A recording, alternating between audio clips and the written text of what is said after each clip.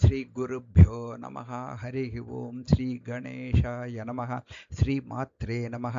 ओं ये च अनेकजगदीश्वर्यै नमः. ஸ்ரீமத்தேவி பாகவத மகாபுராண மூலபாராயணம் ஸ்கந்தம் 5 அத்தியாயம் 21. शुम्भ ओम नमः चंडिकायै व्यासोवाच शृणुराजन् प्रवक्ष्यामि देव्या चरितमुत्तमं स्वकतं सर्वजन्तूनां सर्वपापप्रणाशनं यथा शुम्भो निशुम्भश्च प्रातरौ फलवत्तरौ बभूवतुर्महावीरौ अवध्यौ पुरुषैः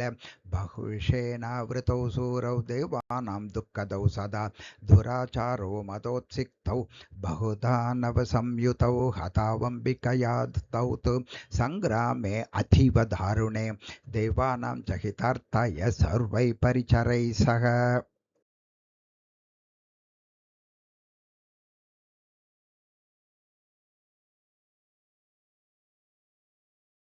चण्डमुण्डौ महाबाहो रक्तबीजोति दारुण धूम्रलोचन नामा च निहतास्ते रणाङ्गणे तान् निहत्य सुराणां सा जहर भयमुत्तमं स्तुता सम्पूजिता देवैः गिरो हेमाचले शुभे राजोवाच कावेतावसुरवादौ कथं तौ बलिनां वरौ केन संस्थापितौ चेह स्त्रीवद्यत्वं कुतो गतौ तपसा वरदानेन कस्य जातौ महाबलौ कथञ्च निहतौ सर्वं कथयस्व सविस्तरं व्यासोवाच शृणुराजन् कथां दिव्यां सर्वपापप्रणाशिनीं देव्याश्चरितसंयुक्तां सर्वार्थफलदां शुभां पुरा शुम्भनिशुम्भौ त्वां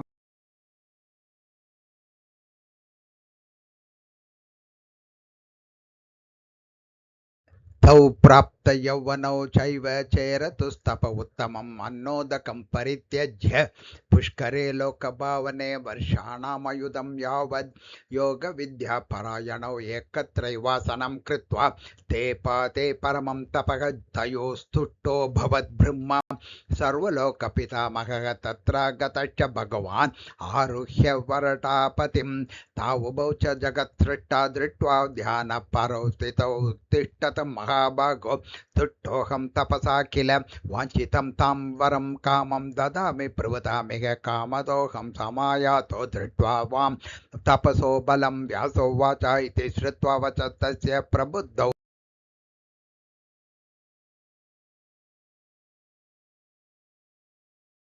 दण्डवत् प्रणिपातं कृत्वा तौ दुर्बलाकृति ऊचतुर्मधुरां वाचं धेनौ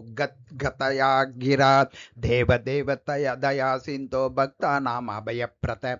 अमरत्वञ्च नौ ब्रह्मन् देहि तुष्टोऽसि चेत् विभो मरणाद परं किञ्चित् अभयं नास्ति तरातले तस्माद्भयाच्च चन्द्रस्तौ युष्माकं शरणं गतौ त्राहि त्वं देवदेवेश जगत्कर्ता क्षमानिधे परिस्फोट्य विस्मात्मन् सद्यो मरणजं भयं ब्रह्मोवाच किमिदं प्रार्थनीयं वो विपरीतं तु सर्वदा अधेयं सर्वदा सर्वैः सर्वेभ्यो भुवनत्रये जातस्य हि ध्रुवो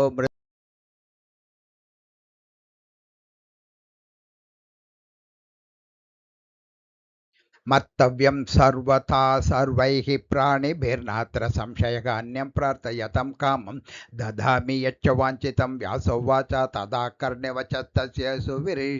सुविंश्य च दानवो ऊचतु प्रणिपत्यात् ब्रह्माणं पुरतः स्थितं पुरुषैरमराद्यैश्च मानवैर्मृगपक्षिभिः अवद्यत्वं कृपासिन्धो देहिनौ वाञ्छितं वरं नारी बलवती कास्ति या नौ नाशं करिष्यति न बिभीव कामं त्रैलोक्ये सचराचरे अवद्यौ भ्रातरौ स्यातां नरेभ्यः पङ्कजोद्भव भयं न स्त्रीजनेभ्यश्च स्वभावादबला हि सा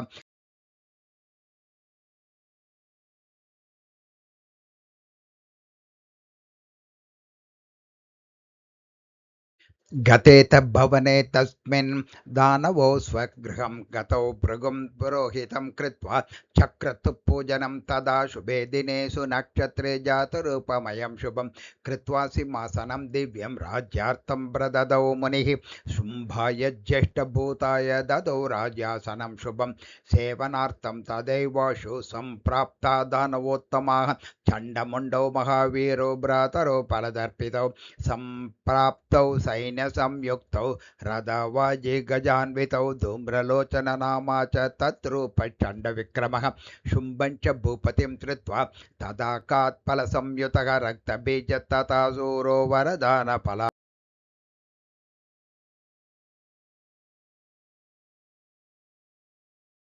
तस्यैकं कारणं राजन् सङ्ग्रामे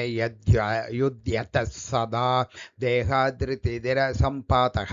तस्य शस्त्रास्तस्य च जायते च यदा भूमौ उत्पद्यन्ते ह्यनेकशः दादृशा पुरुषा क्रूरा बहवः शस्त्रपाणयः सम्भवन्ति तदा काराः तद्रूपा तत्पराक्रमाः युद्धं पुनस्ते कुर्वन्ति पुरुषा रक्तसम्भवाः अतः सोऽपि महावीरे सङ्ग्रामे धीव दुर्जयः अवद्य सर्वभूतानां रक्तबीजो महासुरः अन्ये च बहवः शूराः चतुरङ्गसमन्विताः शुम्भं च नृपतिं तत्त्वा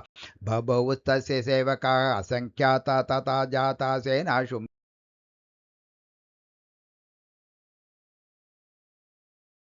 सेनायोगं तदा कृत्वा निशुम्भपरवीरः जगामतरसा स्वर्गे शचीपतिजयाय च चकारसो महायुद्धं लोकपालैः समन्ततः वृद्रः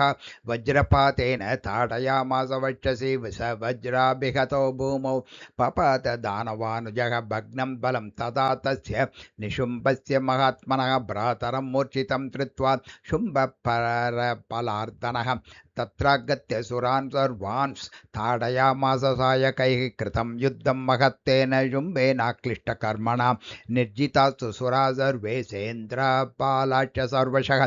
ऐन्द्रं पदं तदा तेन गृहीतं बलवत्तया कल्पपादपसं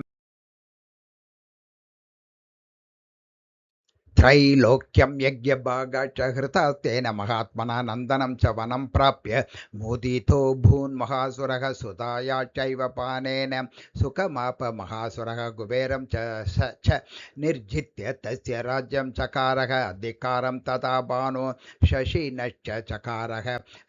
यमं चैव विनिर्जित्य जग्राह तत्पदं तथा वरुणस्य तथा राज्यं चकार वन्यकर्म च वायो कार्यं निशुम्भश्च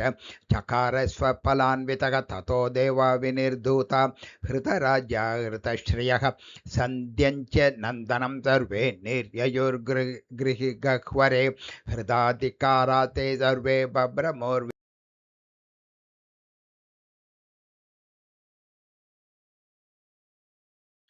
विचेरुरमरा सर्वे पर्वतानां गुहासु च उद्यानेषु च शून्येषु नदीनां गह्वरेषु च न प्रापुस्ते सुखं क्वापि सा न पृष्टा विचेतसः लोकपाला महाराजा दैवादीनं सुखं किल बलवन्तो महाभागा बहुज्ञाधनसंयुताः काले दुःखं तथा दैन्यम् आप्नुवन्ति नराधिपचित्रमेतन्महाराज कालस्यैव विचेटितं न यः करोति नरं तावद् राजानं भिक्षुकं ततः दातारं याचकं चैव बलवन्तं तथा बलं पण्डितं विकलं कामं शूरं चातीव गातरं महानां च न शतं कृत्वा प्रप्येन्द्रासनमुत्तमं पुनर्दुःखं कालः करोति धर्मिष्ठं पुरुषं ज्ञानसंयुतं तमेवातीव पापिष्ठं ज्ञानलेशविवर्जितं न विस्मयोऽत्र कर्तव्यः सर्वथा कालचेष्टिते ब्रह्मविष्णुहरादीनाम् अभिवितृकष्टचेष्टितं विष्णुजननमाप्नोति सुकरादिषु योनिषु हरकपाली सञ्जातः कालेनैव बलीयसा इति श्रीमद्देवी भागवतमहापुराणे अष्टादशसाहस्र्यां संहितायां पञ्चमस्कन्धे शुम्भनिशुम्भद्वारा स्वर्गविजयवर्णनं नाम एकविंशोऽध्यायः। ओं श्रीजगदम्बार्पणमस्तु।